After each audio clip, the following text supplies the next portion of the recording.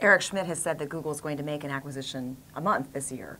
In what sectors will they play? Interestingly enough, Google is on a lot of different acquisition lists in our shop in terms of different areas within software, digital media and internet, e-commerce, advertising-driven models, search, local search. So they're going to be, I think, a big player in the space. We actually just dealt with them on an M&A deal, and they are really ramping up their corporate development capability. So I think they're going to be active on a lot of different fronts, and the emergence of somebody like Apple, who historically had not been particularly acquisitive over a long period of time, I think is changing the game a bit and altering how people are looking at strategic buying again.